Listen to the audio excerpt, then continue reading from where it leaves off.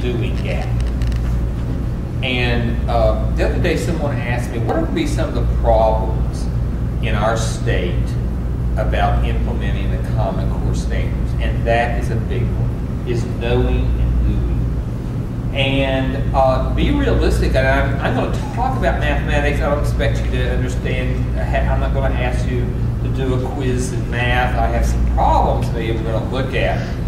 But there's a big issue in our state about if we're going to really implement these Common Core standards, teachers have to know the content, and the Common Core standards are asking us to do much more than we've done before. I'm going to show you some examples where we have moved things that normally were taught in 6th grade are now supposed to be taught in 3rd grade. Things that had been moved around to where they were taught. And I now have teachers say, oh, well, our students can't do the standards.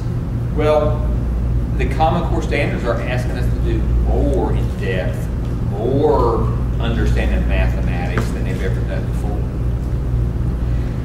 What do we mean? What's happened about these Common Core standards? Why are we looking at Common Core standards? Well, in terms of math and also in English communication arts, I know in mathematics that actually our country has fallen drastically behind for kids understanding mathematics.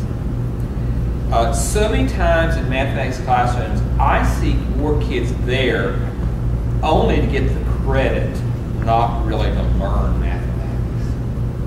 And if you don't enjoy it, if you don't like it, then you're there mainly to get that. And that's a big obstacle we have to overcome. And what just happened here? So, it's just, okay. Yours is a little different than mine. So, okay, I'm going to start off with something here. And I have been recently working with some of the STI assessments for the state of Missouri. And here's some questions that we might find on that assessment in an algebra class. We might find a question of like 2x plus 5 equals 4, solve for x. Or we might have 2x plus 3y equals 4, find the slope. Does that bring back algebra memories to you? Does that, what do you mean? Sticking out your tongue. It should be, yes, I remember that. Yes, that was so excited when I did that, wasn't it? I'm just excited. Yeah, I bet you are. And then we might have 5x plus 3y equals 2, 2x minus y equals 8. Find the point of intersection. Okay? These are very typical questions on the test, and very typical from what is assessed on the state assessment. Very typical type questions. Very standard type questions. Questions actually that I can find in my dad's 1934 algebra book that when he took algebra, which I have a copy of. So the questions in terms of algebra very much look the same. And kids go through this process of finding it, many times finishing an algebra class not having a clue what in the world is this stuff used for. Go through the whole scenario. I've studied all this stuff, but I don't have a clue why we're using it. Well, the Common Core standards, hopefully, is going to make some differences. Because we have got to start changing in this country how people feel about content in math, science, communication arts. All of those things have to become content that students are excited about. I'm going to pull up an example here that, and I'll pull up some other things in just a minute. But the Common Core standards are asking us to apply mathematics. questions. It's asking us to relate it to real life. So even though these may be questions we have now, questions on the new assessments hopefully are going to be somewhat different. Now, are we still going to have some of these? I think we will. Of course we will. But just think, if this is the type of assessments that we have, then this is the type of instruction that we have. This is what I see right now. I see us doing countless problems of just doing these problems, whether we know what they're like or not. Just over and over and over again. We talked a minute ago about homework. Well, sometimes we don't get excited about wanting to do homework because it's mainly the same thing we've done for a whole hour.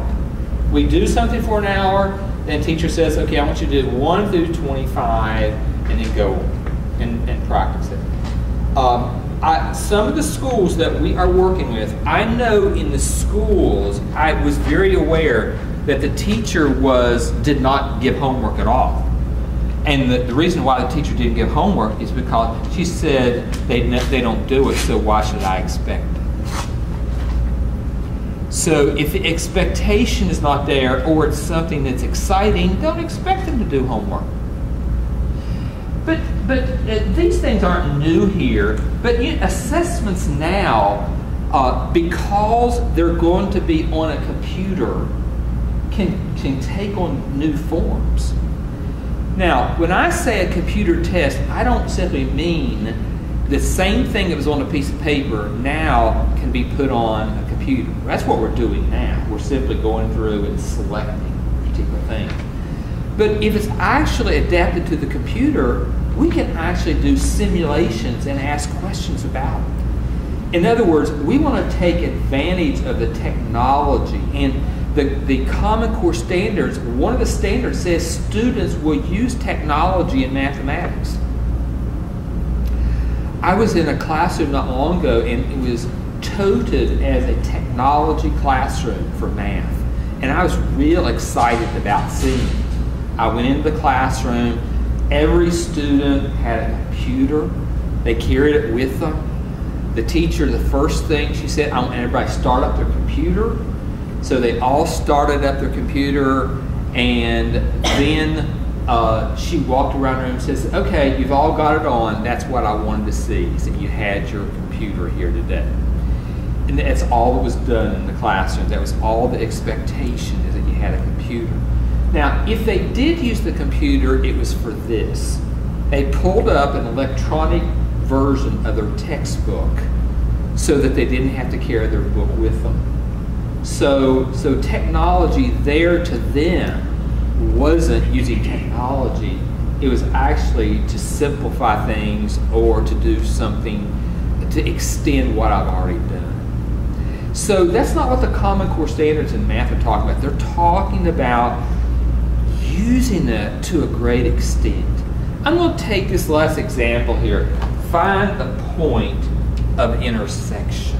And let me pull up a graph. This may not be the best illustration, but it kind of says what I'm talking about here.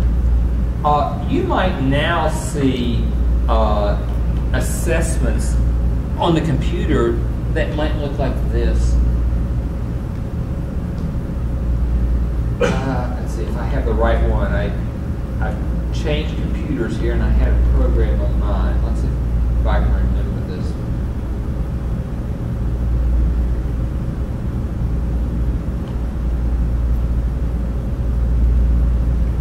Give it a second to come up.